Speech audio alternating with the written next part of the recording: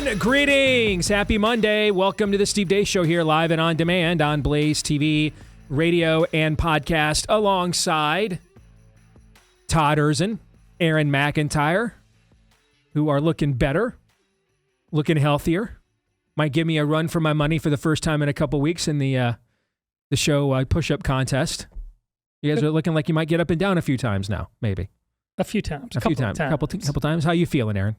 Better, yeah. Starting to trust my back a little bit more, so well, good. I can actually walk now. Well, that's I love how you threw that. I can actually move, but I like how you threw that in completely. Very most important point, just with total lack of emotion whatsoever. And he made it. And by the way, I can now move. Did you see? Don't spoil it. Don't spoil Don't spoil it. That's in the montage. Okay. No. So it looks like Pitbull might be back on. Well, it was on. Oh, it was on. That already happened. Yeah, it's in the montage. Oh, well then let's not hesitate because I got to get to this montage. All right, folks, coming up on today's show, we actually have a jam-packed Monday show for you. Chris Rufo put out a post on X over the weekend, and sometimes people almost inadvertently just stumble in. And Chris is one of the most brilliant guys we have in our movement right now. Okay, one of the most effective activists I've ever met and encountered in my 20 years working here and within the American right. But he asked the kind of question that you would just kind of ask when you're like, this is not what I anticipated how this was going to go. And the question he asked was, how is it possible that American evangelicals make up the largest voting bloc in the Republican Party? And yet everywhere I travel around the country doing activism, they have some of the least amount of relevance and leadership within the exact same culture. They have one of the largest voting blocs. For example, there are more white evangelical voters in every presidential election than the entirety of every black demographic. Did you know this? Blacks make up anywhere from 11 to 13%. If Barack Obama's on the ballot, they make up about 11 to 13% of the presidential election. White evangelicals are 1 out of every 5 voters. That's 20%. So significantly more than Hispanic voters, for example. And yet, Chris is like, I just rarely encounter evangelicals in like any positions of leadership at all. Oh, my friend, Mr. Rufo. Oh, yes. Yes, sir. I'll take. Why is Steve Deace like this for $1,000, Alex? Okay. We are going to do our best to answer that question with a rare evangelical in leadership. Our good friend Bob Vander Plaats coming up at the bottom of the hour. Also next hour, one of the governor candidates in Iowa is going around the stoop and he's handing out this freedom quiz. And I thought it'd be pretty interesting if we actually took it on the show today. If you guys are okay with that. Yeah. And then another one of those guys that you're like, why didn't we have this guy on like 5 years ago? We just can't get to everybody, Plus, we're kind of lazy, if we're just being honest about that, too. So Virgil Walker is going to join us. He's got a new Substack out, The Men We Never Made. Again, talking about what has not occurred within the Christian church in the last generation. So we'll get to that and more after we tell you about our friends over at BIRCH Gold Group. We have the continuing divide between Trump and the Federal Reserve that's frankly trying to tank the economy in his presidency. So with that level of uncertainty going back and forth, maybe consider diversifying with gold through BIRCH Gold Group. For decades, gold has been viewed as a safe haven in times of economic stagnation, global uncertainty, high inflation, and BIRCH Gold makes it incredibly easy for you to diversify some of your savings into gold. If you have an IRA or old 401k, you can convert that into a tax-sheltered IRA in physical gold or just buy some gold to keep in your safe. All right, first, though, get educated. BIRCH Gold will help you with a free info kit on gold, no obligation, just information. To get that, just text my name, Steve, to the number 989898. Again, text Steve to 989898. Text Steve to 989898 and get ahead of the curve and make sure that you stay ahead for yourself and your family's interest. Text Steve to 989898. And with that, it is time for Aaron's rundown of what happened while we were away. What happened while we were away, brought to you by Liberating D.C. President Trump this morning announced big plans for cracking down on crime in the nation's capital. Under the authorities vested in me as the President of the United States, I'm officially invoking Section 740 of the District of Columbia Home Rule Act. You know what that is? And placing the D.C. Metropolitan Police Department under direct federal control, and you'll be meeting the people that will be directly involved with that. Very good people, but they're tough, and they know what's happening, and they've done it before. The invocation of the D.C. Home Rule Act comes after years of violent crime against both normal citizens of D.C. and some employees of the federal government. The National Guard is being deployed to D.C. as well.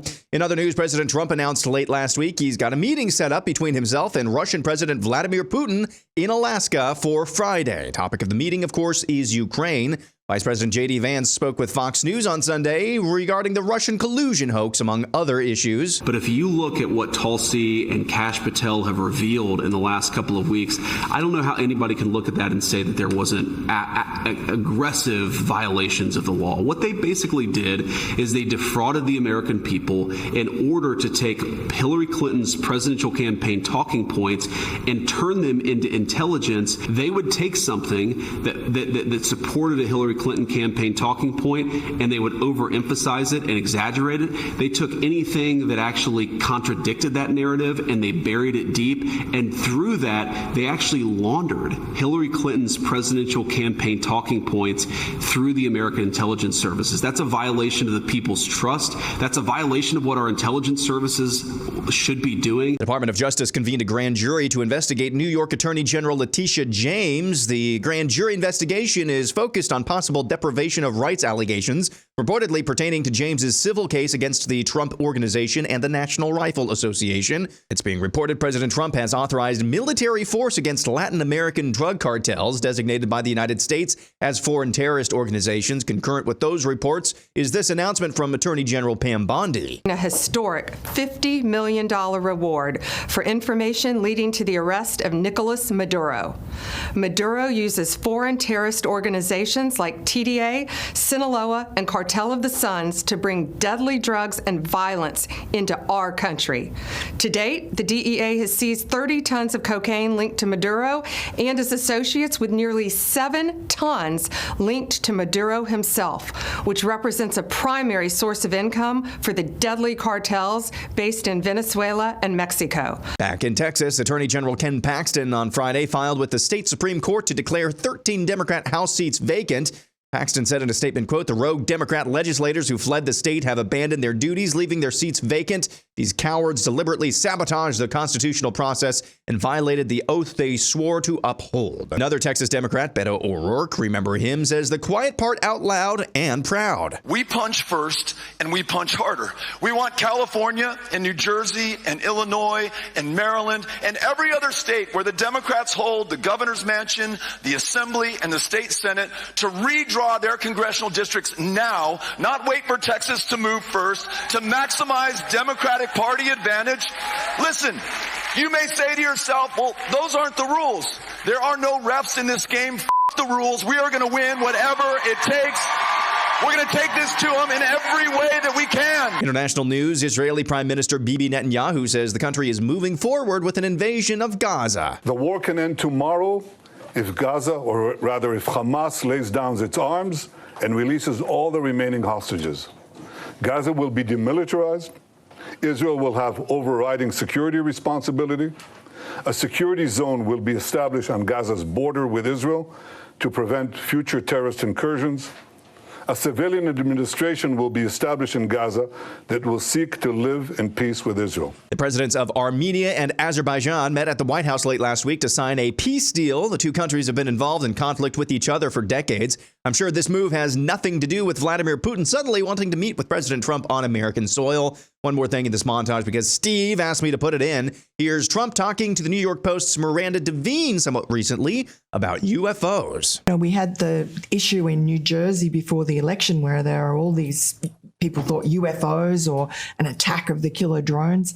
And I believe you're doing something about What are you doing? Well, I know I can't tell you who it was and what it was, but Yeah. I can't really tell you. I'd love to tell you actually, but it's not a big deal. It's But, not something frightening. No, but I just, so obviously it's something that I know about, and it's not a problem at all. It was legal. Oh, yeah, that was legal. And finally, one more thing. Visual proof your boy did indeed see Mr. Worldwide in person last night.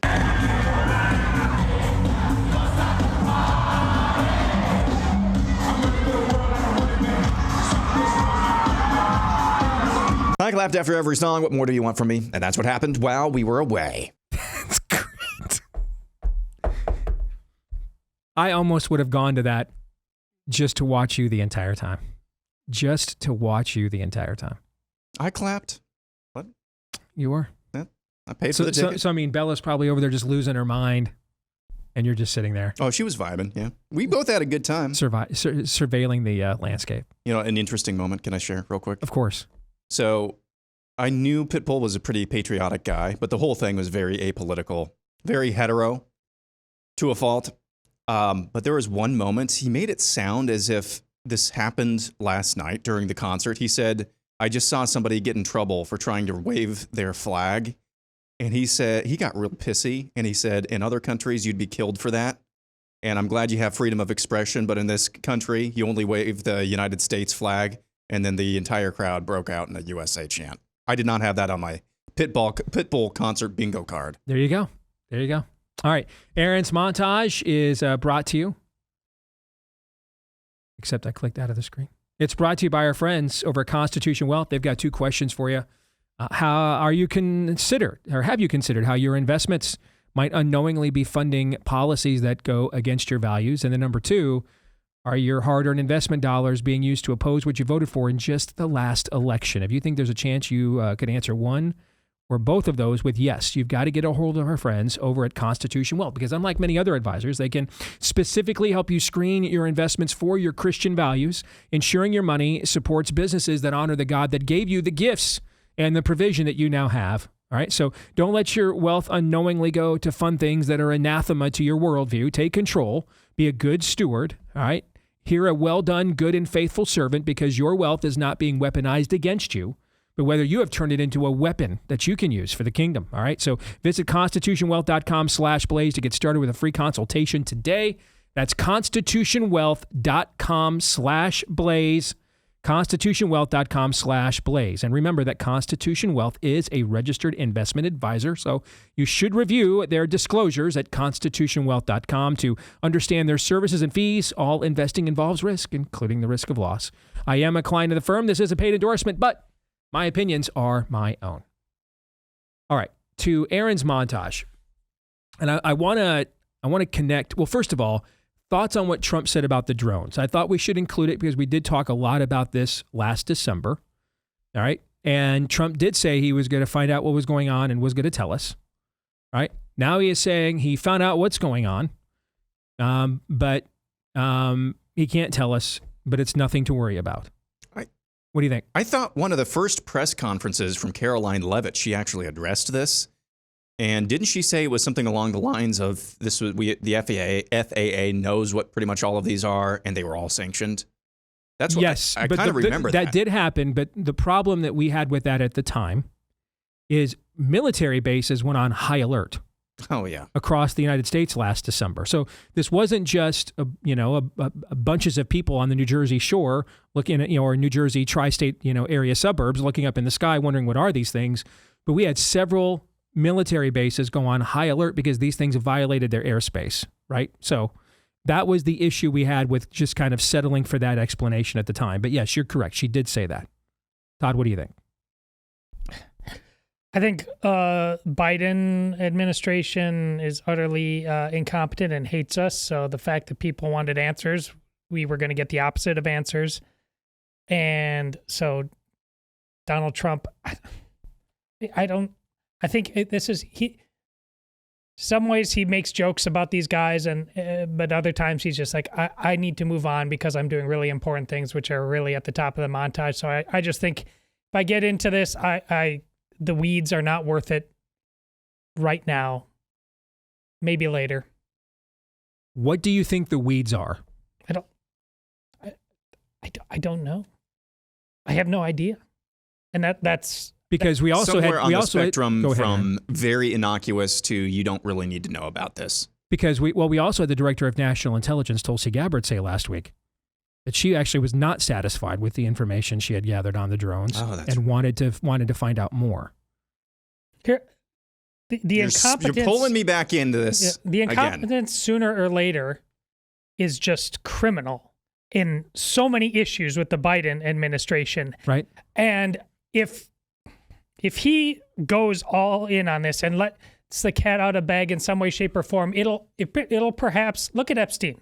People are like not taking no for an answer, demanding something. If he says something, and I'm not excusing it, I'm just connecting to. If he says something that makes people like arrest him now.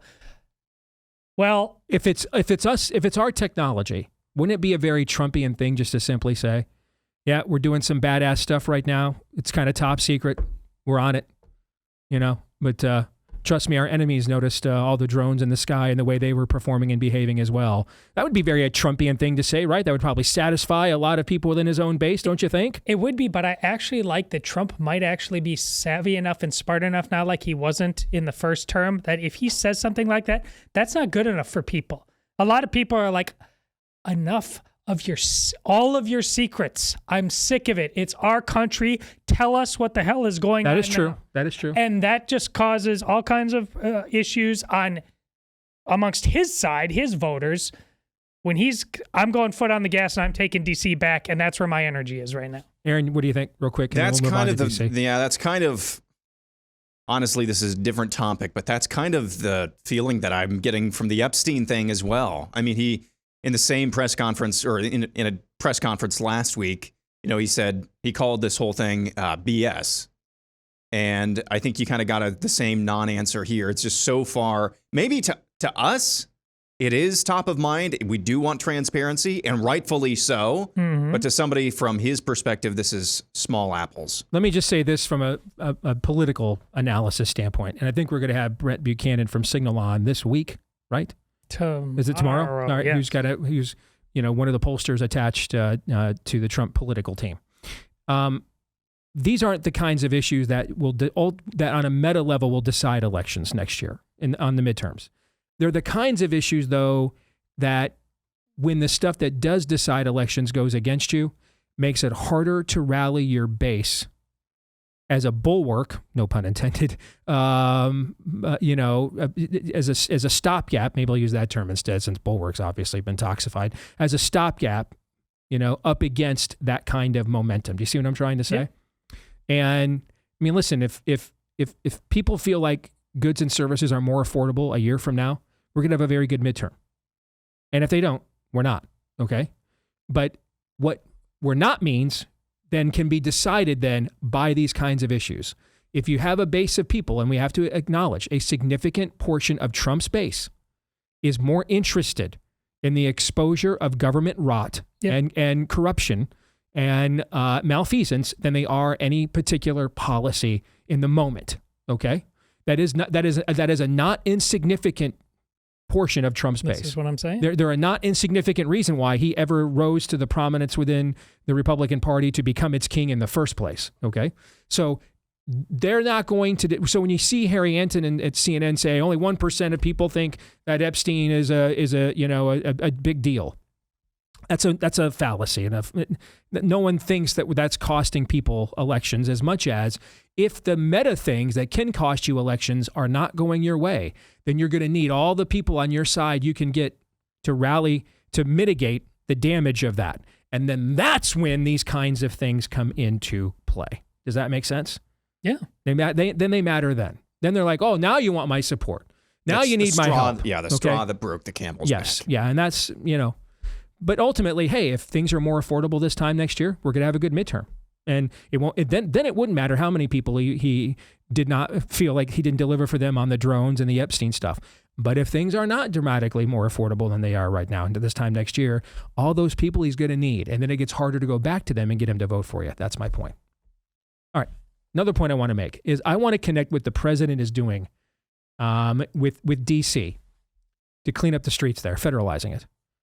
with the comments made by Beto O'Rourke. Exactly. All right, these things, and they have to be connected because you have to see them as they're symbiotic to one another. We've been using this phrase on the show a lot the last couple of years. The social compact is broken, right? The ties that bind us together. Who are we the people that came together to form a more perfect union? What is that?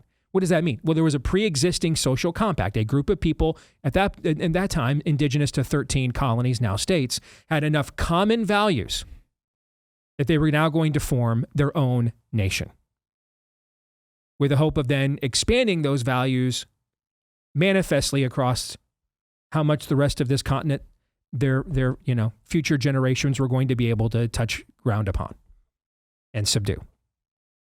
And it ended up being from sea to shining sea. That is broken now.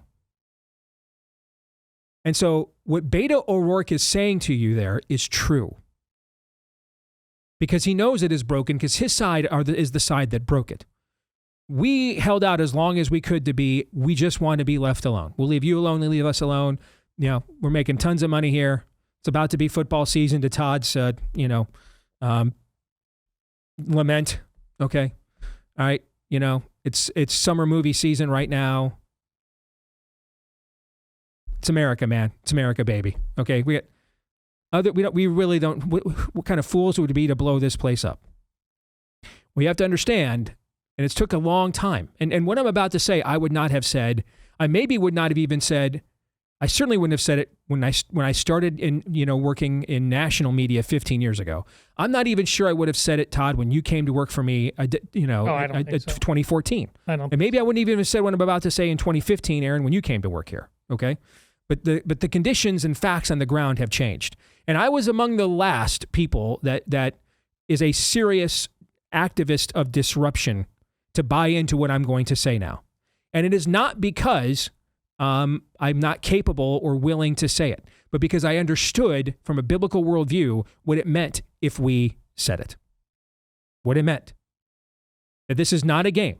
I know there's a lot of what clicks on the right, what engages and farms my engagement on the right. So let me just say a whole bunch of stuff that I may or may not understand or may or may not believe, because that gets me the instant algorithmic dopamine hit that I'm looking for, right? But that's not my charge as a biblical worldview guy. I have to be aware of them. Ultimately, they have some determination in terms of what my own income is, but you're going to have a hard time finding a show as significantly platformed as this one that has less YouTube exposure than our show does. That's the largest video platform on the planet. So that's exhibit A for there's all kinds of things I just simply won't say or do just simply for more engagement. I can't even tell you the amount of money I've cost myself and frankly the Blaze by being unwilling to play certain games that would get me in better position with YouTube after the last few years. And I'm never playing them. That's just not why I got into this. So I don't say when I say things for effect, it's because I'm trying to often maybe, emulate Rush in being absurd or illustrating absurdity by being absurd, tongue in cheek. You may be looking at the other side of a point or, greatly exaggerating it to kind of prove a hidden point within. But beyond those rhetorical flourishes, I don't just say things because I think you want to hear them or I think that's what the algorithm wants me to say. And saying things like the social compact is broken and politics has become a zero-sum game, I was very hesitant for several years to say these things because I'm aware. I've read a history book past page 1. And so I'm a little aware of what happens if this is true. If this is true, to quote whoever was listening to Carl Lewis singing the national anthem that one time, uh-oh. Well, we're at uh-oh. And so now I'm a fully armed and operational battle station, and I will not disarm. And in fact, I'm going to encourage us on our side now to arm all the more because this is where we are. See, the old game was a game.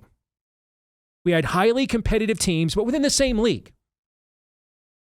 Think of great rivalries, Army, Navy, Michigan, Ohio State, Auburn, Alabama, Red Sox, Yankees, Packers, Bears, right?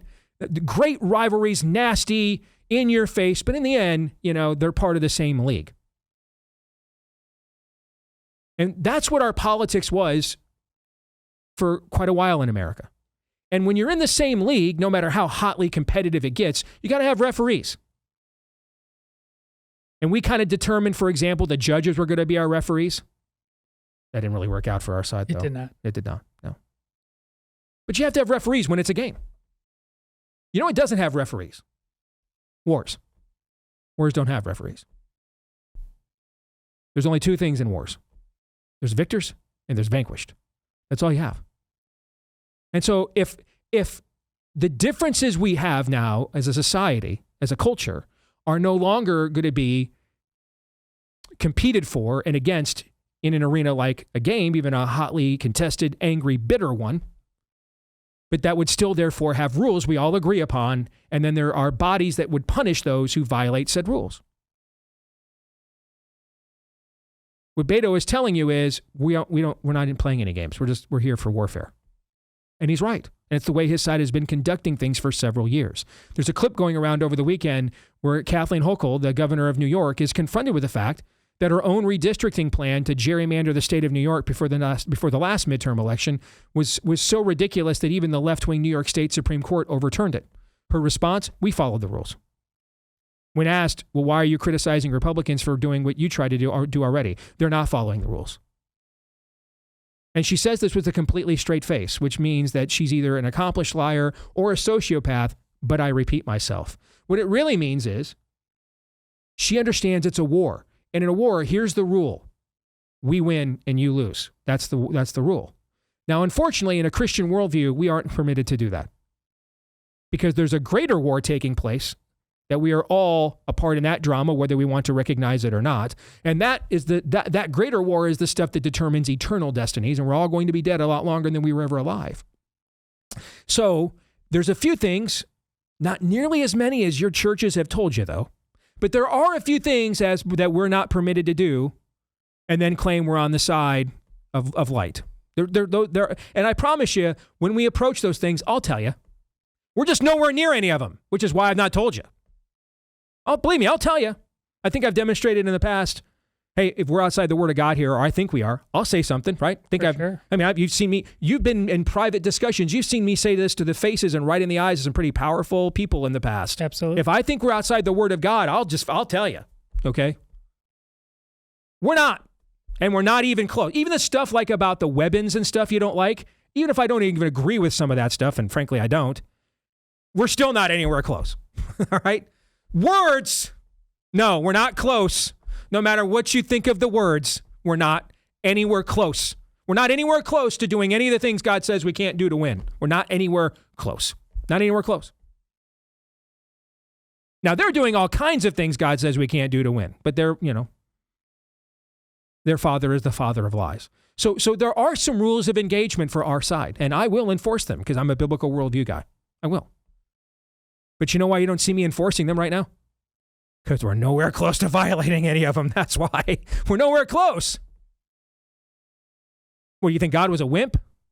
Jesus, the hippie sage of Galilee? The Jesus who told the Jews, hey, go into that Canaan place, man, and just smelt it. In my name, of course. No, we're not anywhere close. We're nowhere close. So my new position is like what Trump is doing with DC. 10 years ago, I'd have been like, well, it ain't no fun the rabbit's got the gun. You know what I'm like now? Dude, why'd we wait until August 11th to do this? And why wasn't it done on January 21st? Quite frankly, it's like Trump read your column last week. Yes. All power now we should use. At this point, any use of power that we achieve, I'm for any use of power we achieve as long as it doesn't violate any of God's commandments or it's not being used against me. At that point in time, power is where power goes. Because you don't win wars with democratic processes. You win wars with generals. Right? And an over-imposing use of force compared to the other side. And I don't know about everybody here within the sound of my voice, but I kind of like civil wars better when my side wins and the other side loses. And if you don't like that, cool. We can ponder all the lint in the navel you want in the camps after we've lost. Amen? Pass on that one. Indeed. More in a moment.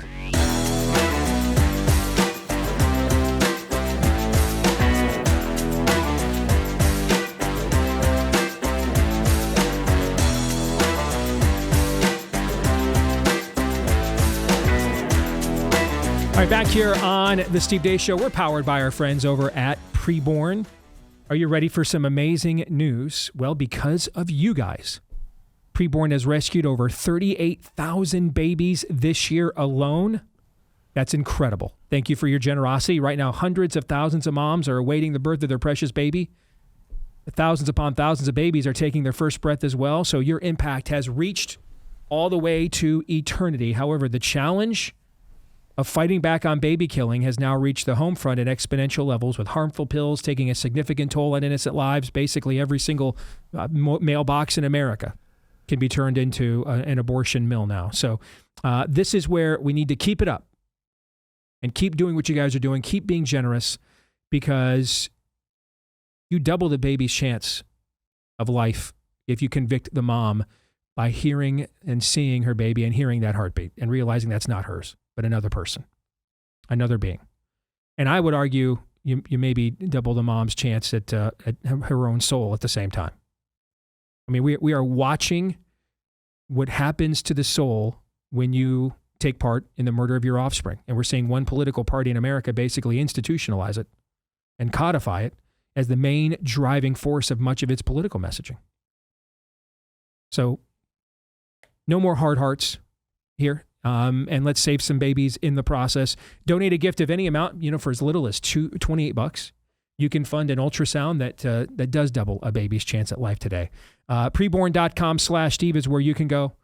Make a tax-deductible donation today to preborn.com/Steve. That's preborn.com/Steve. Let's welcome in our good friend, Bob Vander Plaats. Good to see you, brother. How are you? Doing really well. Good to see you at our third son's wedding over the weekend. It was a good event. And you know what? I, on purpose, didn't tell you I was going to do this. All right? So we are going to give him a happy birthday there today.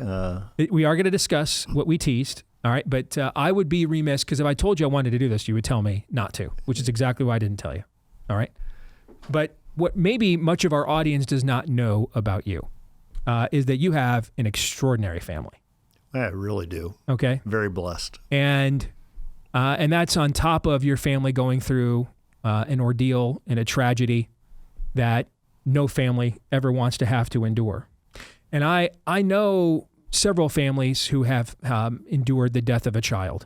And in several of those cases, the other children, because of the prolonged illness, the prolonged debilitation, the amount of time, mom and dad are not omniscient beings. They are omnipresent beings. They can only be in one place at a time. And time is the one thing you're not making any more of. And a lot of times the younger kids had issues and falling away because mom and dad weren't there. And then they struggled with the fact that they wanted more time with mom and dad, but then felt, shame that, well, it's not like mom and dad were just gallivanting the Caribbean. They're with my brother or sister who's sick, who's dying, so, and what that does to your heart and everything else. I just know so many families that the tentacles of that tragedy reached beyond just the one-to-one tragedy of losing that particular child. And being around your family as much as I have been now for many years, I am just, it never ceases to amaze me. I'm just blown away. All three of your sons are quality young men. They all actually like each other at the exact same time. And I just, after witnessing that again over the weekend, I wanted to make sure that, whatever you and Darla have done, bottle that, sell it, it's incredible, the family that you guys have. And I wanted to honor that. And then I wanted to say, for anybody in the audience who is struggling with prodigals or anything of that nature, do you have any advice or any counsel, just based on your own experience, being the patriarch of one family, that you might offer up? Well, let me give you a couple thoughts. First of all, thank you. And we do have a great family. We got great kids. And Darla and I talk about that. We're blessed and we're favored, because you're blessed and favored when you know how far you have fallen, and all the faults that we know full well behind closed doors and behind the curtain. And to see our young men develop and grow to be who they are today, and genuinely love one another. I mean, those brothers, they're thicker than brothers. They are thick. And you saw the emotion. Mm-hmm. You had co-best men, my other two boys stand up for Logan. They're there for one another. They talk every day. I talk to most of them every day. I would say thank God for Darla because, as you know, Darla was a stay-at-home mom after being a CPA. I was out trying to make a career, trying to advance a cause in politics, try to do all that. You need to have a strong woman back there raising those boys. But thank God for Lucas, because I believe Lucas was the central factor that brought all of us together tighter as a family, where diamonds are forged under pressure. I think you see that in our family. So obviously, Darla and I were freshly inspired this weekend by being at Logan's wedding and Logan and Taylor's wedding. But everything, Steve, I just told our team about this. I said it hit me afresh this weekend about here you have two families intact. Taylor's family, Scott and Meg, married, raised great kids. Darla and I married 3 great young men. Boy, if you do that, government gets pretty simple. You don't need a lot of government anymore. But when you have that breakdown of the family, it's the Health and Human Services, but it's the prison system, it's the unemployment, it's this, it's that. It's all really because of the breakdown of the family. And the first institution that God created, the one that was there before the fall, was the family. There was no church. Everybody loved God anyhow.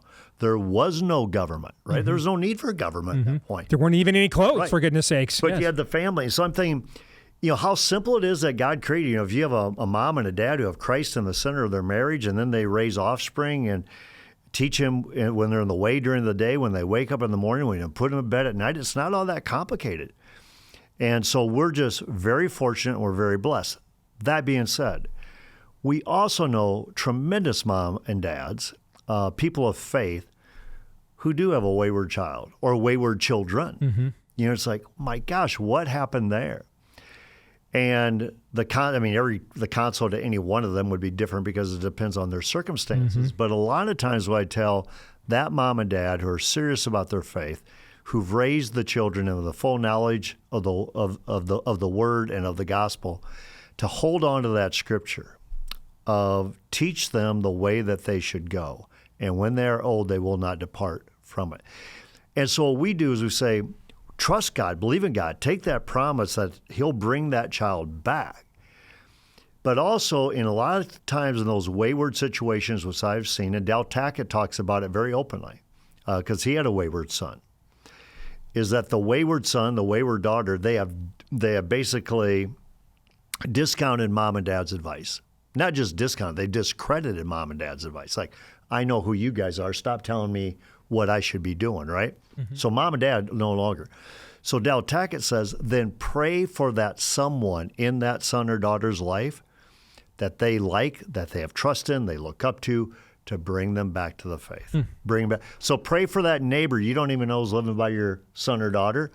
Pray for that neighbor to witness. And if you happen to be that neighbor, be the witness. Some parent is praying that you will be. Well said. Now, the matter at hand. All right. Christopher Rufo, I think, is one of the best, most effective activists on our side I've encountered in my career. He asked a question over the weekend. And it would essentially be, if Gordon Ramsay asked me, why are you?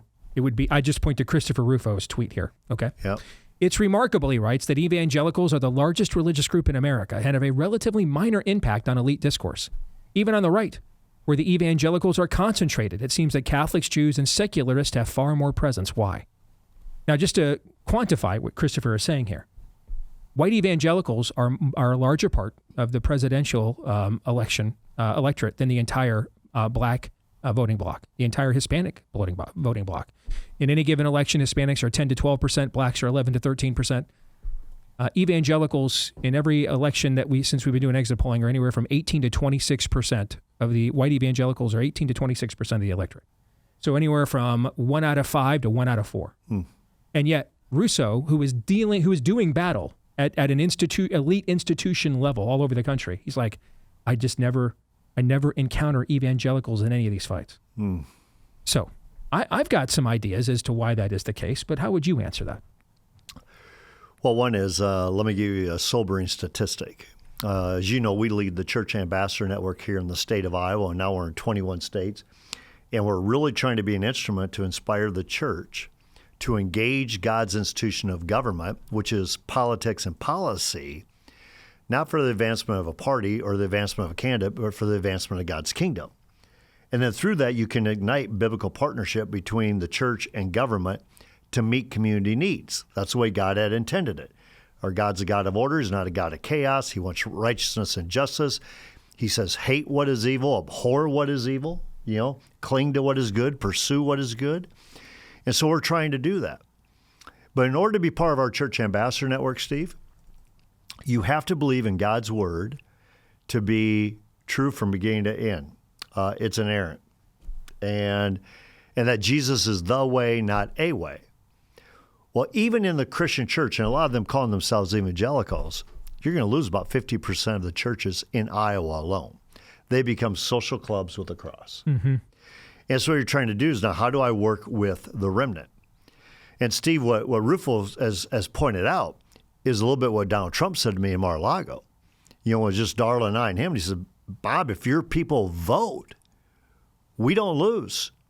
If they just vote, we don't lose. If they are activists, people will listen to them. But why is it that it's what Tony Evans said, if you were there, for his talk at the Leadership Summit a couple of weeks ago. He said, how can we have all these evangelical churches on every corner in every major city, in every community, everywhere, and have such dismal impact on the culture? Can I give you my best answer to that question? Go ahead. It's that in the last generation, we made Bill Hybels, Rick Warren et al., the popes of American evangelicalism. And that led to the building of monstrosities in the suburbs. We followed the Catholic Church of the pre-Middle Ages. Let's just build monasteries, but at least the monks built them in the middle of nowhere. We built our monasteries right literally on some of the most valuable land masses in each of America's suburbs, where we're literally in the middle of where the battle and war is taking place, and then absconded from it. But here's the thing, our monasteries did not take vows of poverty and chastity like the monks did of old. Oh, no. No, they raised all kinds of money. Yeah. They built multi-acre, multi-site conglomerates. You can't find, they do nothing on Monday at Tuesday at 1 o'clock other than mow the lawn or shovel the walk, depending on what time it is. All right. And on purpose, they just corporatize themselves and divorce themselves from the actual central conflict. So there's all these numbers, but very few actual real disciples. And that's exactly how this model of church wants it, because it requires no missiology, no confrontation, no direction, no friction with the culture whatsoever. It was on purpose. We did this on purpose. It becomes an entertainment. Yes. And we taught you how to replicate what you saw at Willow Creek in Chicago. Yes. All the way over. Yep. And there's very few churches who can walk and chew gum at the same time, where everything on the weekend is large, but if that everything is small. Which is why I like Jack Hibbs so much. That to me, that's a model of what we're talking about. Yeah. And there's a few that are doing it and doing it right.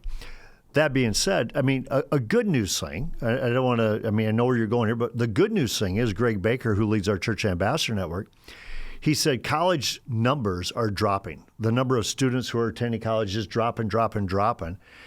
And he goes, and those colleges that basically sold out, their numbers are dwindling. They're in free fall. They're in crisis mode.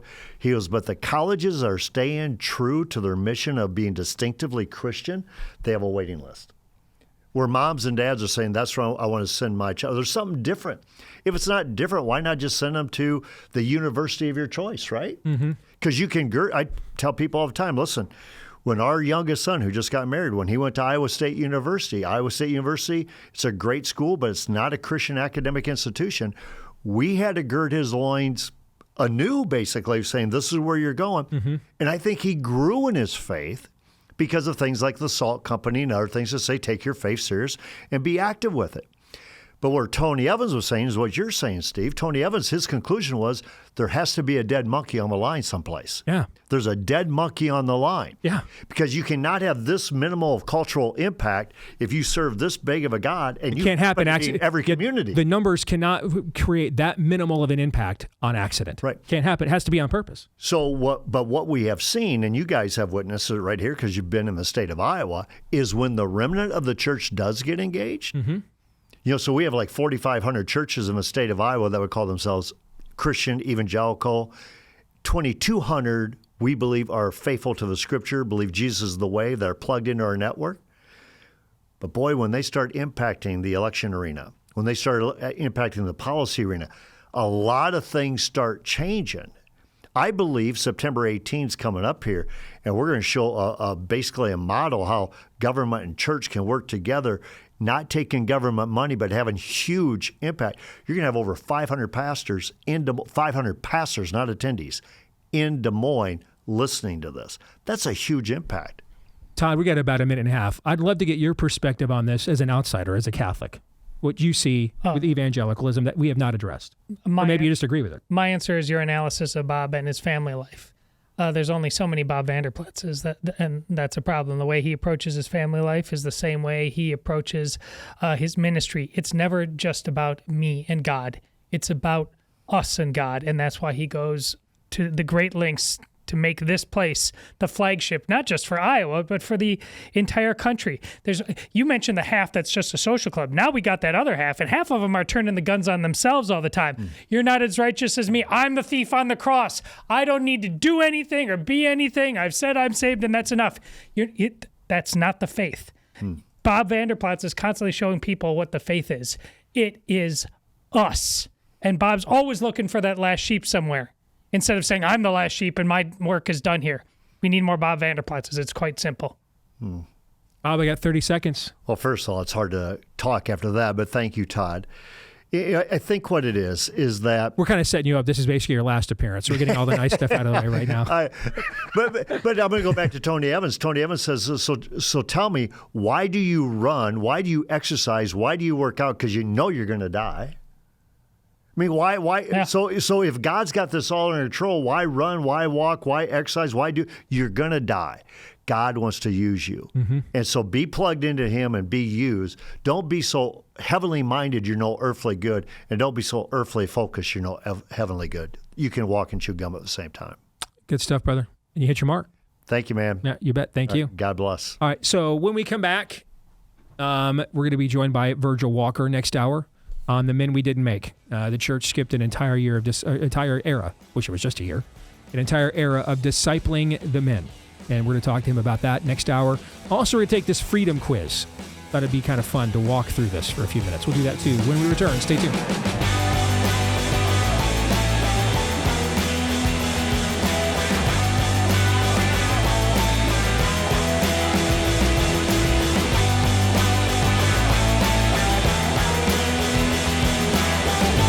And we're back here with Hour 2, live and on demand on Blaze TV, radio, and podcast. Steve Deace here with Todd Erz and Aaron McIntyre and all of you. And you can all, though hopefully not all at once, let us know what you think about what we think via the stevedeace.com inbox. Steve@stevedeace.com is the email address. That's DEACE. Like us on Facebook, MeWe, and Gab. You can follow me at Steve Deace Show on X, Instagram, and TikTok. You can try. Give it your best shot. You can try to subscribe to our new YouTube channel. Make a valiant effort. Charge that hill. Go to @Deace Show on YouTube. Who knows if that page is even still there? But you can Once more into the breach. Indeed. Helms deep, baby. Helms deep. Schrodinger's YouTube channel. It's both there and not there at the same time. And exactly. Yes. Yes. Our YouTube channel is a tautology. So you can go subscribe to our new YouTube channel @Deace Show on YouTube. Again, you can go and you can try. See what happens. Zany hijinks will ensue. You can also please subscribe to the podcast version or hit follow if you're on Apple iTunes. A lot of you have done that. You're the biggest part of our audience, so thank you. And a lot of you have also left us 5-star reviews on the podcast platform you prefer. Tens of thousands of you, in fact. And we appreciate all of those as well. So thank you for each and every one of those. And we thank you in advance if you plan on adding yours to that list here today. So thanks. And we thank our friends as well over at Patriot Mobile because they realize there's lots of choices when it comes to whom to choose for your mobile phone service. There's new ones popping up all the time, but there's only one that boldly stands in the gap for every American that believes freedom is still worth fighting for, that's on the cutting edge of the parallel red economy. And that's our friends over at Patriot Mobile. They outgain the competition when it comes to tech. They're one of the only carriers to have access to all 3 major U.S. networks out there, and you can switch within their hub to any of those networks anytime you want for free as a member as well. They make it as customizable as absolutely possible. Unlimited data plans, mobile hotspots, international roaming. Switch your number, keep your phone, upgrade your phone, keep your number. However you want to make it run and roll, they'll do their best to accommodate you and your situation. And they'll start you with a free month of service as well with my name, Steve, as your promo code at patriotmobile.com/Steve. That's patriotmobile.com/Steve. Use the name Steve as your promo code to get started with a free month of service. Can I offer one postscript to the Christopher Rufo conversation we were just having with Bob Vander Plaats? Because I mean, we probably could have done an entire 2-hour evergreen on this question. All right. But ultimately, what you get in the pulpit, what is preached in the pulpit, you will get more from the people in the pews. And what is not preached in the pulpit, you will get less of from the people in the pews. In many respects, it's almost, no, it's not even almost. It's a miracle, actually, that given the current state of teaching and preaching and within the evangelical church over the really much of this century thus far, that we are still turning out 1 out of every 4 and 1 out of every 5 voters in a presidential election as a white evangelical. That is just incredible.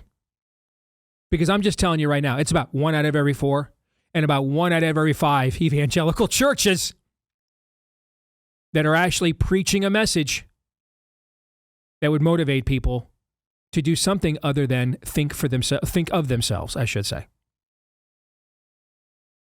And again, as Protestants, we would probably disagree with Todd to the lengths he would take the statement that he just made about his main criticism of us. But we don't have the luxury yet of arguing with the likes of Todd about the lengths by which that statement or view of theology should be extended. Because we're not even offering up a baseline expectation for our people at all. No, we're not, just like I said last hour, we're not in any danger at all. Think of the names of people that you think still are attached to some level of biblical orthodoxy that you view as the most rambunctious, rebellious, toxic, about to become toxic, whatever you think those names are, and I promise you, even if you're right, they're also not even close yet to this stuff that would actually violate the rules of engagement here with the spirit of the age. They're still not even close yet. So if they're not close yet, where are the rest of us at? Because no, your words are hurtful isn't one of them. It's not one of them. You know what's hurtful? You're a sinner. You're not just bound for hell, you desire it. In fact, you called shotgun on the eternal smoking section, aisle seat. It's where you want to stay. It's where you will go. And you will get your full comeuppance and reward in full, by the way. You will get it all for all of eternity, and you'll burn. Unless you believe there was one Savior and one atonement for all of mankind. Is there a non-toxic, offensive way to communicate that message to anybody? Has anybody figured that one out yet in 2,000 years? But that's the message, folks. And it's been very offensive. People have been burned at the stake, burned alive, decapitated, drawn and quartered, thrown in vats of oil, shot, stabbed, assassinated, shipwrecked, thrown into cisterns and wells. There's no non-offensive way to communicate this message. It's the most offensive message in the history of humanity. The most offensive message. You're a sinner, and you want to be. And you couldn't fix yourself if you tried. And you won't try, because you don't want to fix yourself, because you think you're good. Which is usually why a lot of times we have to hit absolute rock bottom before we look up and stop looking in. No non-offensive way to communicate that. It is frankly a miracle of God's providence we are producing the amount of voters we are, given the current structure of the church and its current state of teaching.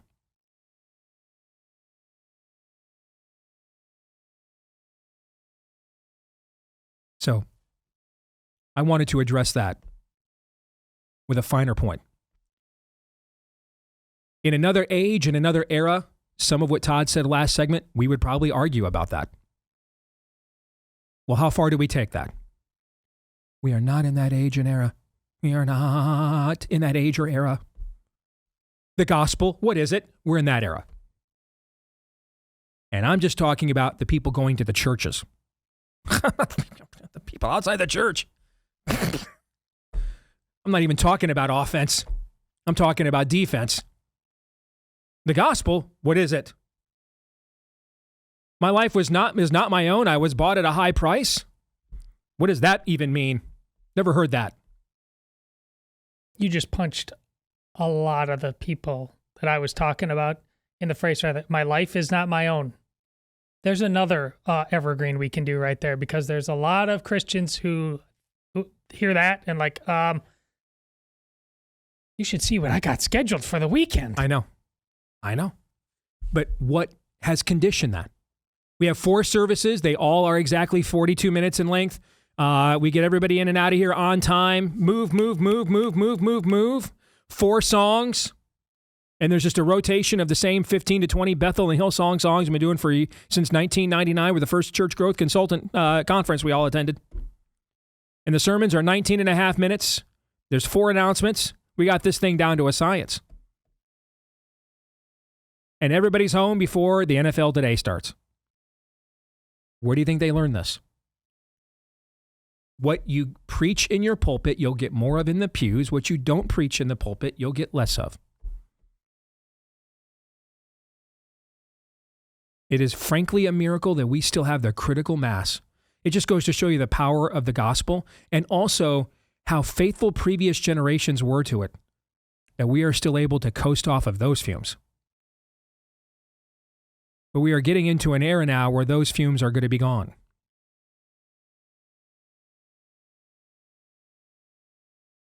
So what are we going to do? I can promise you, it's going to require a lot more than many of you think. Even if you're tuned into this show, you're probably pretty hardcore.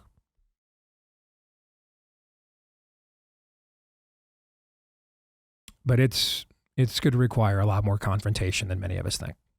A lot more. Can I add something? Of course. So you just pointed out that even those who have their butts in the pews, what is the gospel? Okay. Mm-hmm. So we're a long ways from the point of, be in the world but not of it. I mean, if you're even getting to that point at church, what does that mean? It's like Nate Bargatze. Nobody knows. But I do bring glad tidings of great joy. Let's get to a future, hopefully, where there is a critical mass of pastors, not just localized in different swaths of the country, but really it's an overall trend amongst the church in this country that do have the will, that do have the motivation, that do have the calling, that do have the conviction to properly catechize the people who are coming and sitting in their pews every Sunday. Let's say we get to that critical mass someday, and someday soon even. The way forward to address Chris Rufo's dilemma here is pretty straightforward, I think. Alongside the missions fund, alongside the adoption fund, alongside the different funds that you have, you've got a doctor fund, and you've got an attorney fund. And every seven years, you identify a bright young man in your church, and you are going to be ordained, not for the ministry, but you are going to be ordained as our next attorney or the next attorney for this community that is living for Christ, that is working for Christ. The way forward is actually pretty straightforward and, dare I say, kind of easy, but we've got a few pretty big, I think, hurdles to get to before we can get to that point. Absolutely. It's a pretty simple, straightforward path. Absolutely. But the biggest hurdle is what's in the pulpit right now. And to your broader point, Steve, right now in this montage, Donald Trump once again is outdoing the church at the church's responsibility. What he's doing for Washington, D.C. is a Christian project. It's what Christian men should be doing. Preserve, protect, defend. Well, let's just be honest. Most of the churches in that area are predominantly black churches. Most predominantly black churches, sadly, have abandoned the gospel in order to be fronts for the Democratic National Committee. So they're not doing their job. When the white dads are clapping, when the Correct. It's the exact same problem how many times on the show where I'm scratching my head are we talking about the Christian evangelical men saying, well, when the government says this, I just have to listen to the government no matter what it says. And here Donald Trump's over there saying, I'm tired of waiting for the Mike Pences of the world to lead the culture, so I'm going to do it. I haven't used this allegory in a while, so let me use it here. Young man gets converted in a youth ministry, grows up, meets a cute girl in that same youth ministry, wants to marry her, goes to the pastor and says, hey, I want to marry so-and-so, but I didn't have the best, role model growing up for a husband. And, could you give me some pointers? Could we meet for lunch a few times? Could you walk me through, what God's word has to say about this? And the pastor, of course, would say, of course, you bet, happy to do that. They get married. Maybe 9 months goes by. Maybe a couple of years go by. Now they're going to have a kid. And since he didn't have a good role model for a husband, doesn't probably have a good role model for a dad, right? Goes back to that same pastor a couple of years later, says, hey, can you help me the same thing now? I want to be, a godly father. Same pastor be like, you bet. Some years go by, maybe he starts a business. That business is getting successful now, and he wants to be a good steward of those resources. He goes back again to that same pastor now. Says, hey, could you just walk me through how I'm a good steward of these resources, how I can love my neighbor as I love myself, be a savvy, wise investor at the same time? And the pastor will be like, you bet, I got some ideas, some tools maybe, and we'll have lunch a couple times and discuss. So more years go by now. And now maybe this guy is maybe a man roughly maybe you and I's age. He's got some salt there in the temple and the beard, and some kids that are about either have left the nest or about to. Maybe he's got one or two still at home, a couple that have left. One of them's married with a grandkid. He starts thinking about 20 years from now, right? And he's like, wow, looking around at this culture, we've got some work to do. And he goes back to that same pastor, the same one he went to, said, can you help me to become a good husband, help me to become a good father, help me to become a good steward, and says, I really think God is calling me to run for office. Can you help me, just walk me through what the Word of God says? What can I do? What can't I do? What should I prioritize? How should I act, behave? Pastor would say, well, same pastor that was there for all the other stations of this guy's walk, suddenly now absconds and abdicates and says, yeah, we just can't get political here, but good luck to you. Hope you get elected. I'll vote for you. We have Hillsong, exactly, Bethel, exactly, and Crowder. Exactly. Yeah. And that a scene like that has played out within American evangelicalism for decades. For decades now. All right. Let's get to this freedom quiz, because I thought this was very interesting. All right. And I've been sitting down with all the gubernatorial candidates in Iowa. One of them is a former minister and a state legislator named Brad Sherman running for governor. And he's passing these freedom quizzes out around the state. And I took a look at it. I thought it'd be fun if we took this on our show. And on purpose, I've not shown you guys any of these questions. All right. On purpose. Okay. Can I ask who put it together? I think Brad put it together. Oh, yeah. It's totally his project. Totally his project. Okay. Yeah. All right. So there is 11 questions. All right. Question number 1. Which one of the following is most important to preserve freedom in America? A, a strong standing military. B, understanding history and the Constitution. C, good leaders in Washington, D.C. Or D, laws to protect the public from crooks and thieves. What would you guys say that it is? Amongst those options, yep, it is I think it's the second one, understanding and learning the Constitution. Yep, history and the Constitution. Yes, I was waiting for something family-oriented in there, but amongst those options, I think I would be with Aaron. That's the same. That's the answer given in here, quoting founding fathers like George Mason and James Madison. Quote from James Madison: "A well-instructed people alone can be permanently free." From George Mason, quote, "If free people do not examine their liberties and how they were obtained, they risk losing their rights." Well, that explains why they did what they did to the schools in the last generation, because without doing so, they could not have hijacked your culture from you. Number 2, since the founding of America, do you believe freedom in America has been A, decreasing, B, increasing, or C, holding steady? Decreasing. Decreasing, yeah. Yeah. Listen, the bigger the government gets, the less freedom you have. That's just the bottom line. All right? I mean, that's what we've been doing since the beginning. Number 3, The goal of America's founders was to establish a government that would give certain inalienable rights to its citizens. True or false? Make sure you listen to the way this question is worded very closely. If I have to, I would say false. Correct. Because you're not giving anything. Otherwise, they wouldn't be unalienable. Yeah, that means pre-existent is what that term means. So, yeah, that's a key thing to understand. And we use this language on the right. Well, the court granted the authority. That has no such power to grant any authority. That's just not what it does. Well, the government's extending Second Amendment rights. It doesn't have the power to tell you whether you can defend yourself by what method or not. And using that language, by the way, though subtle, is the camel's nose under the tent that helps to just change giving to protecting, and correct. That would be true. Yeah. You're now operating within the spirit of the ages worldview. Now we're not at the level of extreme that they're taking it to, but it's the same fundamental premise. Number 4, how much of your income do you think is appropriate for the government to take in taxes? But it's just left open. This one is open-ended. Yeah. 0.0. You think it's 0.0. Okay. What do you think, Todd? Well, I don't think it's 0, and neither did the founders, but it's a lot less than what it's taking right now. Yeah. The answer that he gives here in this question does not have a specific amount. Just makes the case that clearly what they're taking is excessive and unnecessary, and that there should be some kind of standard. The final paragraph here, reasonable people understand that some government is necessary and thus some level of taxation is necessary and appropriate. It is. But as citizens in a free society, we should only ask government to do for us what we cannot do for ourselves, and we should expect the benefit of that service to be worth the tax money that we contribute. Number 5, what percentage of the average American's income is taken as taxes?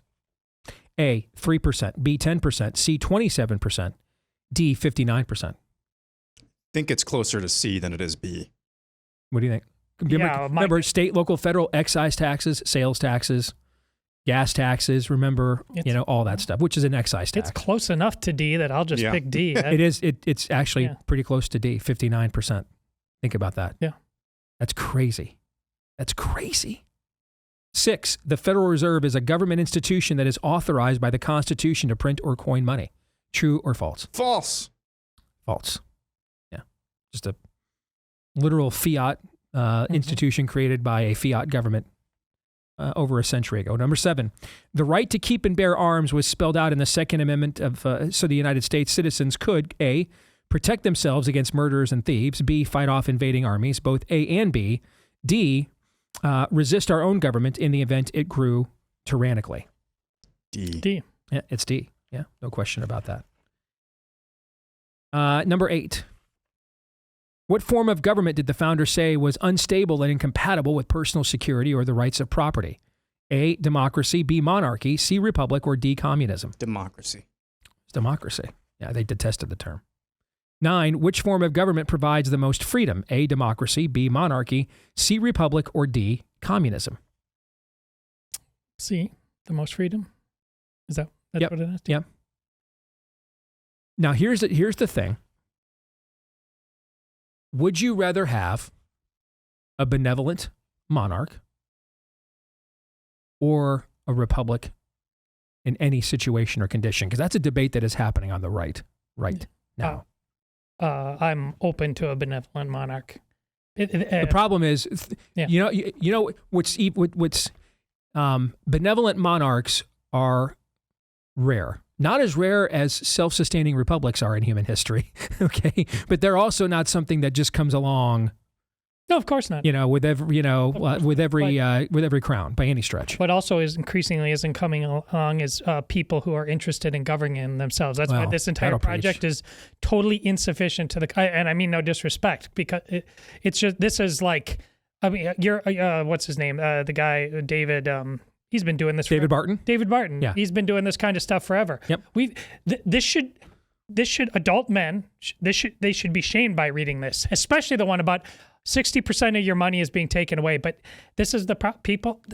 They have stuff to do, and this doesn't shame anybody. And that's the problem. The project right now needs to be shaming men and saying you You can blame everybody you want to, but the fact that we have this problem is more than anybody else is you. Where are the men of New York? Where are the men of D.C.? Where are the men in the churches? Where are the men anywhere? They aren't ashamed of anything. Football is their boyfriend, and that's good enough. And so none of that matters, Steve, no matter how many times you read it. This is why I just can't. And listen, I know Joel. I don't agree with Joel on everything. I don't agree with Joel on several things that are important. But I'm supposed to get worked up because there's some context of a clip that Joe Webbin said that Nick Fuentes is right, and I'm tired of saying of not being able to say otherwise. Right about what? I could care less what Nick Fuentes, who's a homo groiper, Nazi wannabe, troll, of cult leader, complete construct of of bionic algorithm. I could care less what he thinks about literally anything. Okay. But you know why I just can't get worked up about policing that crap? They're taking 60% of my money, guys. And at least 60% of the fact of what they're taking is being weaponized against me. At least 60% of that probably, right?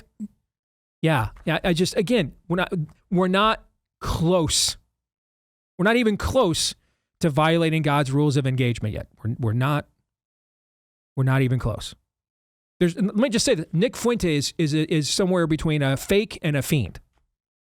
Complete construct of the spirit of the age.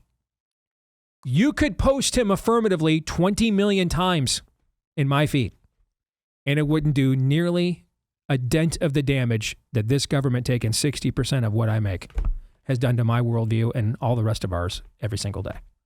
And then multiply that by all of us.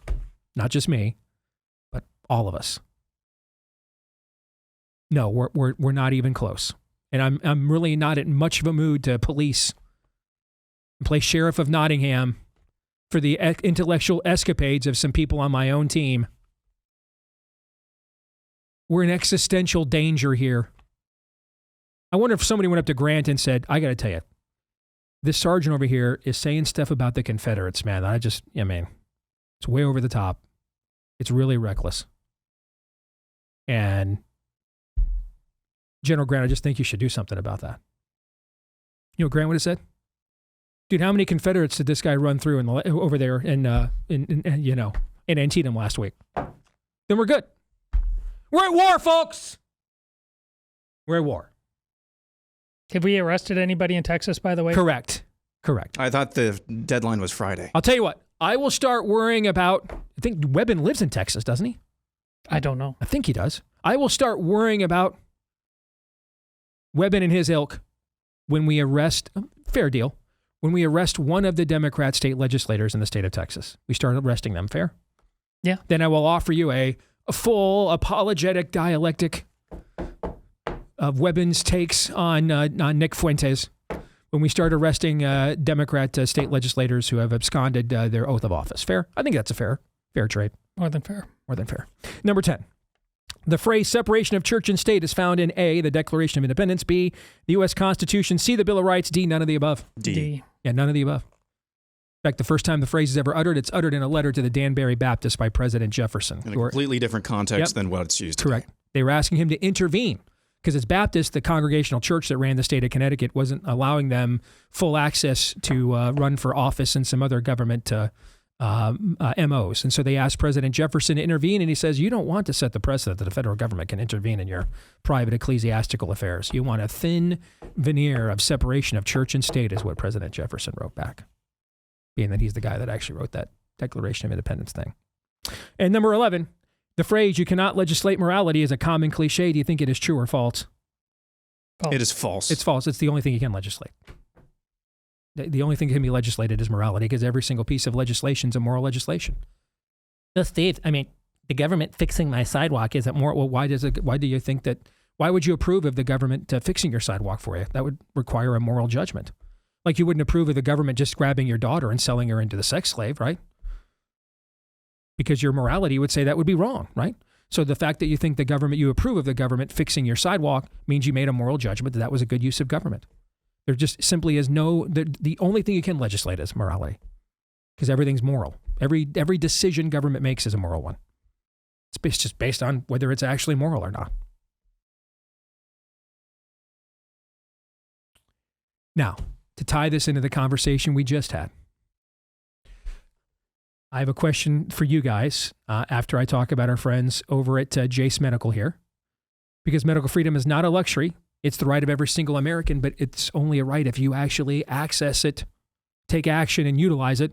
One of the ways you can do that, whether it's because of supply chain concerns or pharmacy shortages or high prices or scamdemics, one of the ways you can do that is get your case from Jace Medical with the emergency medication prescription antibiotic kit, so you know you've got the essentials just in case it goes down again. You're ready to go. You can also now expand your Jace case. They've got an ever-increasing amount of customizable options for even a lot of the medications that you may or one of your loved ones may need in a specific situation, like EpiPens, for example, with me and bee venom or other allergic reactions. So now is the time. Take control. Secure your medical freedom today with your 12-month supply from the Jace case from Jace Medical. Use the promo code DACE at checkout for a discount on your order.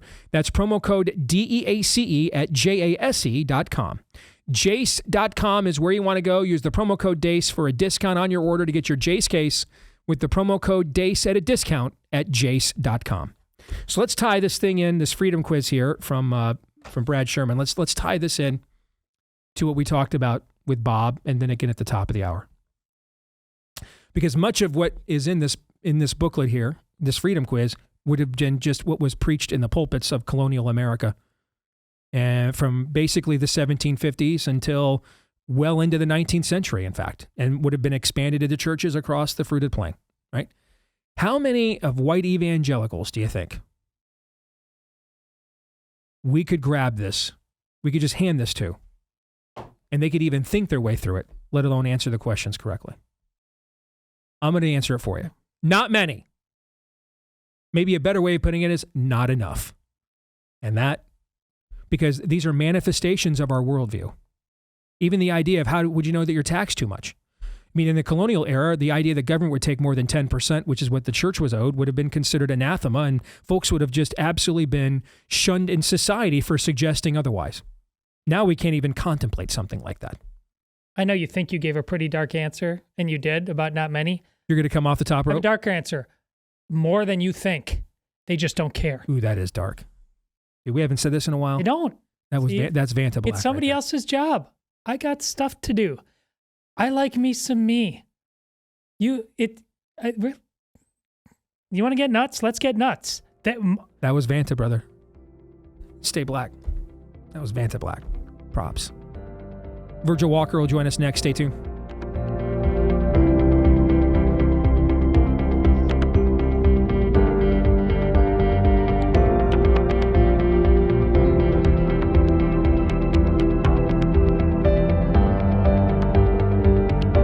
Hey, if you're struggling with chronic pain, we may have the solution for you. Now, no guarantees. We're not claiming we have an antidote or any kind of panacea, but we may have a solution for you. In fact, there's about a 70% chance we do.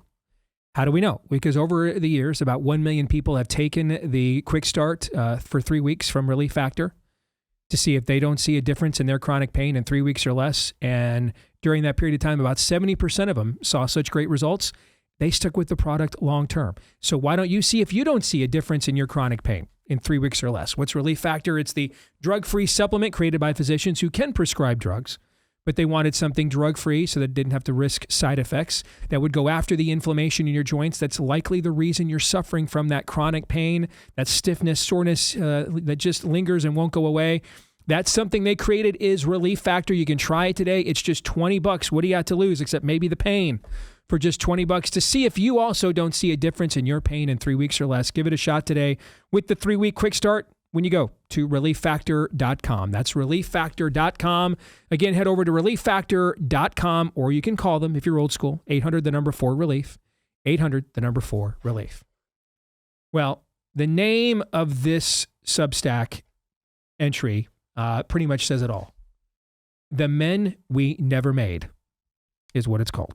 The author of this piece joins us now on the show. Virgil Walker is here with us, brother. Good to have you on the program for the first time. How are you?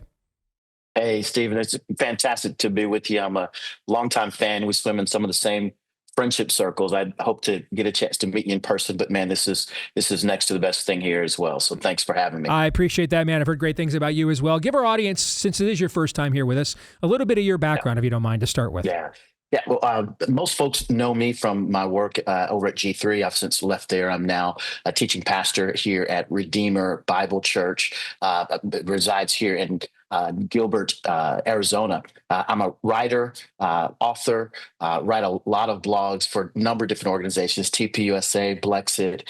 I've also written for G3, write for different organizations from time to time about issues. And just because of the fact that I was leaving G3 and I had a lot of additional time and space, there were commentaries that I wanted to write that didn't really fit our theological ethos there at G3. And so I started my own Substack about 3 months ago and just started kind of churning out articles that I would write and thought about, would love to put on our platform, but thought was just better suited in its style and scope for this space. And it seemed to really pick up traction and work out incredibly well. In addition, I think, I do a little bit of political and social and cultural commentary with our friend Jason Whitlock there on the Blaze as well. Mm-hmm.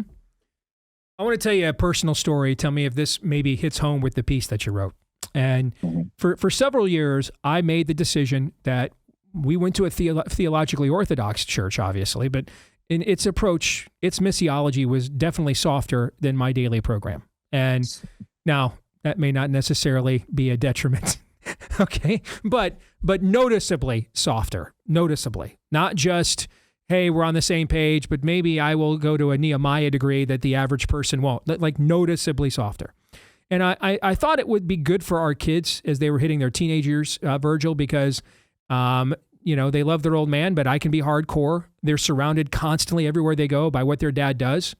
And I also didn't want the opposite of social justice, reductionism, of reducing the faith as a means to an end. You see what I'm saying? Where it's just to accomplish one agenda narrative vis-a-vis the other one. And I didn't want their dad's calling to get in the way of their own personal relationship with the Lord and feel like that if they didn't sign on to like everything dad did, that must mean that there's no room at the end for them, And I thought it would be good for this stage of life. It's not like I can't get all kinds of discipleship that I need and encouragement I need in other places with what I do and the people I know.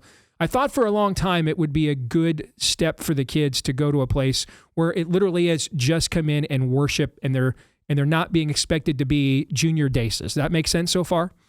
Completely does, yep. And then after a few years of this, and when my wife and I went through a situation where our marriage nearly ended and everything else, and we realized that church, for a lot of things it did well, we just never felt like it could suffer with us. It could struggle with us. And therefore it could like pull us out of ditches because everybody was just shiny and happy all the time. Maybe that was unfair to them, but that's kind of the vibe that we got.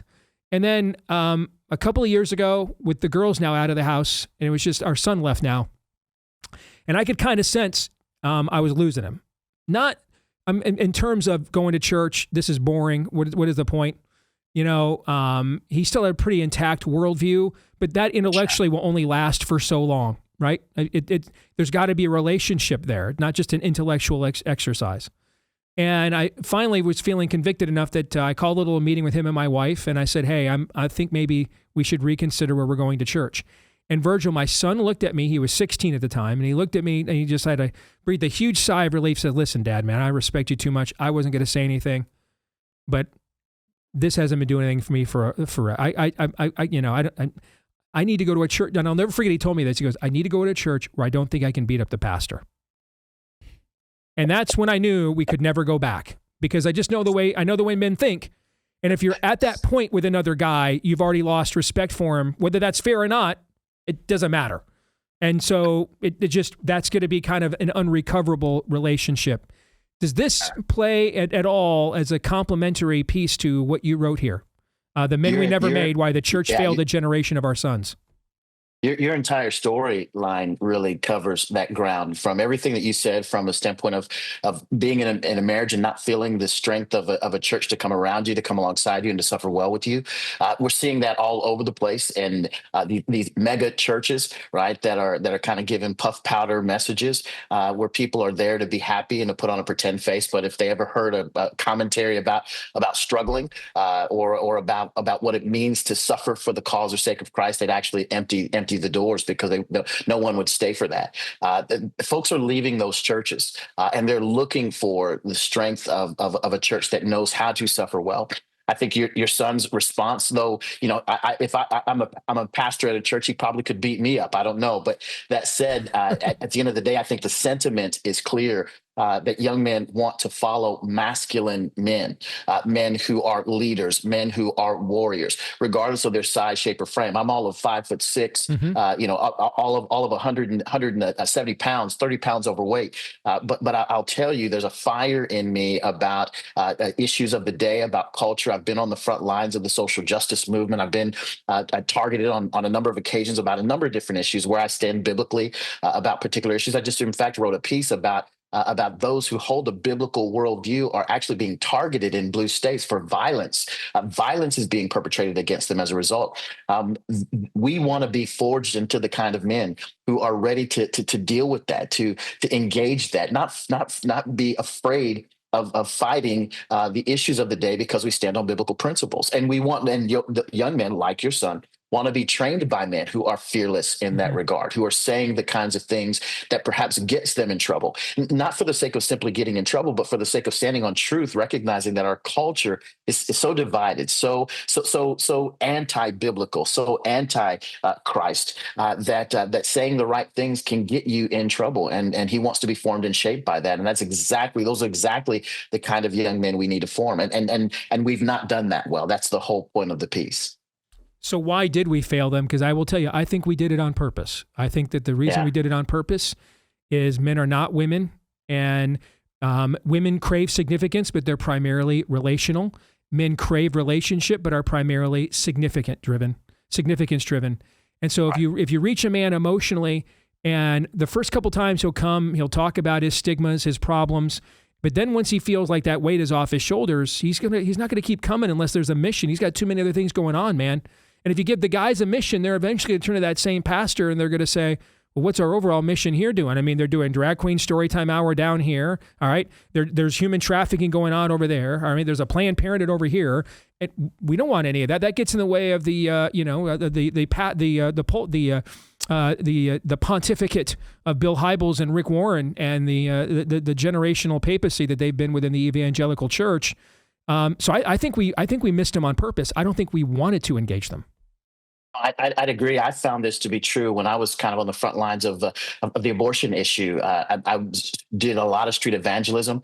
I was out on the street corners. I was at abortion clinics. And what was interesting was the biggest challenges I received was not from those who were trying to abort their children, but from Christians who said I was, quote unquote, doing it wrong. Right? That's what I would run into more than anything. And I think what you're seeing in that is just the complete feminization of the church. You know, where strength is replaced by sensitivity. You know, where truth is abandoned for tone. Where the idea of a sentiment is a primary over the idea of sacrifice. This is what we saw happening in the church over and over and over again. And more than anything, their fear was not the fear of saying the right thing and being antagonistic. Their fear was of backlash, the fear of folks not liking them, the desire to be relevant rather than revelatory.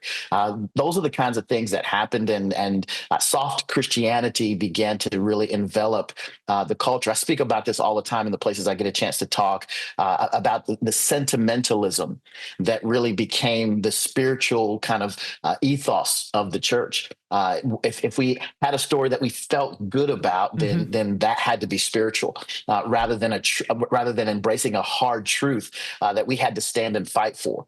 Those kinds of things have been taking place now for more than 50 years, and then the outflow of it began to be what we saw with the social justice movement. So, I mean, all of what we saw the 50 years prior opened the floodgates for social justice. Social justice didn't sneak into the church. It really just kind of kicked down the doors, because the church was ripe for that takeover. But now I think you've mentioned this. You've got young men who are saying, no, I'm not doing that. I'm not bound the knee to that. We have some of the same friend groups with the Joel Webbins of the world who are saying things in ways that I might not say them, but at the same time, I think the opposite of not saying those things is more of a detriment than actually even if things that he's saying being said. And Virgil, even if you take to, I just said this to somebody on X before you came on, even if you take to the most hostile interpretations of the things people like Webbin are saying, what the soft-headedness of the American evangelical church is driving more of an audience to Joel Webbin than anything he could do on his own. It's creating the market for it. You're exactly right. And so what I'm doing in my space, I'm not responding to Joel Webbin or anybody. I'm simply telling the truths in the way that I believe need to be said, the way that the church needs to take up arms, the way that we need to be saying things so that folks can see that we are a robust church, that we have a truth by which to stand, that there's a light that on the shining hill that we're to be a part of. We're to be salt and light in the earth, and that we need to maintain that. So a lot of the writing that I'm doing, a lot of the outreach that I'm doing, opportunities like this to be on your show and on others, on Fearless with Jason, even with my friends at Liberty University, at the Freedom Center, wanting to leverage those platforms to share as much light as possible so that others can see. All right, we've got about 2 minutes here to solve a generational problem. Okay. But I think the number one thing we need to do to reach the young men is missiology. And I think that's why you're seeing them being attracted to Catholicism and Reformed theology, despite the theological differences. Both of those traditions put a huge emphasis on missiology, that there's more for here to do other than come here in 42 minutes and get a 19-and-a-half-minute sermon and 3 songs from three Hillsong and Bethel tunes to memorize and then go home before the NFL today. There's more going on here than that, right? So I think missiology is missing ingredient number one to reach the next generation of young men. But if you had an audience with every pastor in our audience, what would you tell them? I agree. I think missiology is one. I think evangelism is another. I think a proper ecclesiology where church discipline is practiced, where men are actually being properly discipled, where biblical worldview is inculcated, where cultural apologetics is something that we talk about on a regular basis, on a consistent basis, where we're viewing the issues of culture through the lens of a biblical worldview. All of those things have got to take place more often than not. And right now, that's just not. They're coming to third-party people, articles like mine that go viral, or shows like yours or Whitlock's or other. They're not inside of the 4 walls of a church building where this is happening, and that has got to take place in more and more spaces. Folks, you want to check this piece out. It's outstanding. The Men We Never Made. I mean, that headline alone is just that'll hit you like a ton of bricks. Why the church failed a generation of sons. You can get it over at Virgil's Substack. How can they find that, by the way, Virgil? You can go to, I think it's substack.virgilwalker.com, but just look me up. I'm easily accessible on social media. You can find me on X or on Facebook or on Instagram, wherever you find me. I'm good to go. So long overdue, and it won't be this long before we have you back either. Okay, for sure. Thank you, man. I look forward to it. Again, thanks so much for the ask, Todd. Thank you for reaching out. I love the opportunity to speak with you again. You bet. God bless, brother. Take care. Thanks, man. You Bye-bye. bet. All right, that's on that conversation here before we get out for the afternoon. He's your brother from another mother. You've often said, Steve, ultimately this isn't about your extensive creedal knowledge or anything like that. It's about the application to the people. We're trying to save people. This isn't a constant pop quiz on your level of doctrinal PhD understanding. You can tell from that guy at the end of the day, everything he does, whether it's doctrine, teaching, whatever, he's trying to save souls. And in this case, he's talking about the men. I mean, I went to missiology, Aaron, and you saw Virgil right away also to pivot to evangelism right then and there, like what Todd was talking about. Yeah, I loved the line that he dropped in passing. I think he was referring to pastors who are aiming to be relevant rather than revelatory. What does revelatory mean? It means basically preaching the full, what is the original Greek meaning of the word full counsel of God. Aiming to be relevant rather than revelatory. I love that, so I'm going to steal it. Because I think this is a takeoff of C.S. Lewis's old line, aim for heaven, you get earth thrown in, aim for earth, you get neither. I think if you aim to be revelatory, you will be revelatory and relevant. If you aim to be relevant, You will be neither.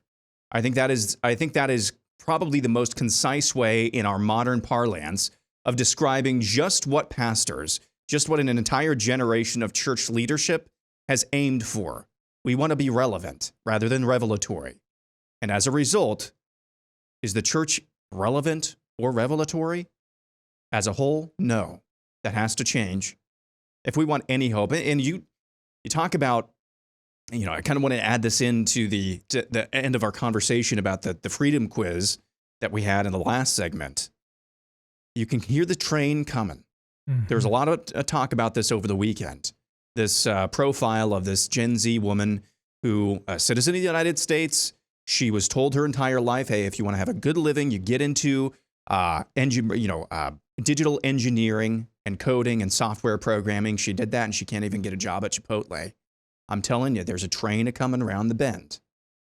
That all of those things in the freedom quiz, yes, philosophically, theologically, really, really good, really, really rich. But I'm just telling you, if things of real first and immediate importance are not addressed, correct, they will fall for anything other than that freedom quiz. Agreed. And where are we going to go to get the truth and not fall into communism a la Zoran Mamdani in New York? Clock's a ticking, church. Preach. I won't even add to that at all except to say Romans 8:28.